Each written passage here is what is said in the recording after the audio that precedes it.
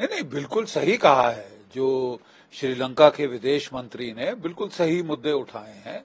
बात यह है कि जो कनाडा है ये एक तो डबल स्टैंडर्ड्स वेस्ट के, वो अगर ओसामा बिन लादेन को मारना है, अयमान अल जवारी को मारना है, हुसैनी किसको भी मारना है, जहां तहां जाके वो मार देंगे कि साहब ये टेररिस्ट है।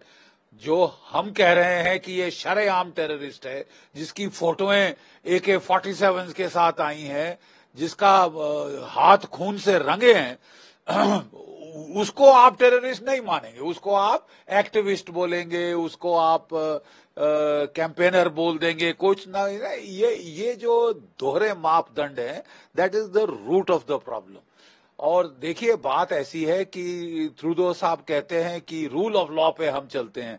अरे साहब, जो देश रूल ऑफ लॉ पे चलता है वो दूसरे देशों को, टेररिस्ट को पनाह नहीं देता, ट्रेनिंग कैंप्स नहीं खोलता, वहां पे जो है ड्रग वॉर के लिए, गैंग वॉर्स के लिए अपनी खुली छूट नहीं देता। आप मुझे बताइए, 38 साल हो गए हैं कनिष्का की एयरक्राफ्ट ट्रेजेडी को, अभी तक क्या किया है कनाडा ने उनको पकड़ने के लिए? सबको छूट जाने दिया, सबको छूट जाने दिया। और जिसमें कि 329 बेकसूर नागरिक जो अलग अलग देशों के थे वो शहीद हुए थे, जिसमें 268 तो कनाडा के खुद के नागरिक थे। बात ये थी कि क्योंकि वो भारतीय मूल के थे, कोई परवाह नहीं है कनाडा को। अली साबरी ने काफी एलिगेशंस लगा, उन्होंने कहा कि श्रीलंका पर जो जेनोसाइड के आरोप लगाए गए वो भी झूठे हैं, इसी तरह भारत पर भी जो आरोप लगाए जा रहे हैं वो भी झूठे हैं। ये दो अलग अलग मुद्दे हैं, लेकिन मैं ओवरऑल उनसे सहमत हूं कि ये दोहरे मापदंड ये नहीं चलेंगे। दुनिया को कुछ ना कुछ करना पड़ेगा ये दोहरे मापदंड खत्म करने के लिए।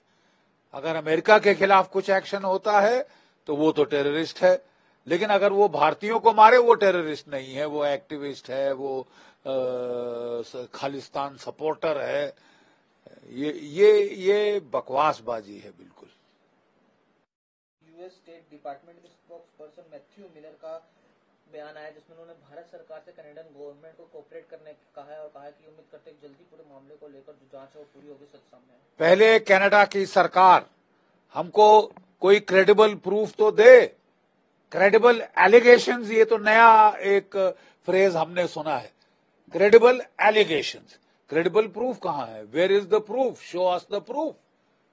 कनाडा की सरकार ने कोई प्रूफ नहीं दिखाया, ये तो शूट एंड स्कूट है। मारो, आरोप लगाओ कि आप कालिख पोत दो, थोड़ी तो कहीं ना कहीं चिपक जाएगी दीवार पे। फेंको गंद, कहीं ना कहीं कुछ तो चिपकेगा। आप प्रूफ दिखाइए साहब। आप कहते हैं कि कनाडा रूल ऑफ लॉ पे चलता है, इंटरनेशनल रूल बेस्ड ऑर्डर पे चलता है। कौन सा रूल बेस्ड ऑर्डर आपको इजाजत देता है दूसरे देशों के टेररिस्टों को, गैंग वॉर वाले, ड्रग वालों को पनाह देना? Is it a criminal enterprise या ये एक स्टेट है? कनाडा ने भारत का समर्थन किया है और उन्होंने कहा है कि our position on this matter is very clear because we have endured and we have suffered zero tolerance. नहीं, बिल्कुल, वो बिल्कुल कह रहे हैं कि जीरो टॉलरेंस होनी चाहिए टेररिज्म के लिए।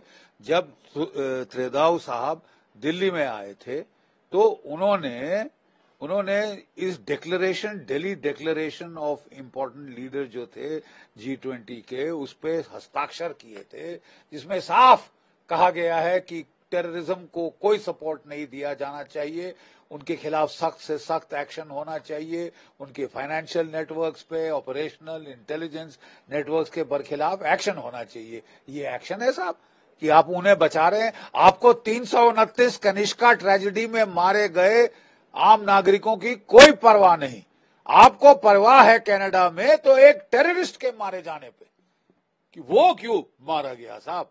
329 जो बेकसूर लोग शहीद हुए उसके बारे में आपने क्या किया है? 38 साल हो गए उसको।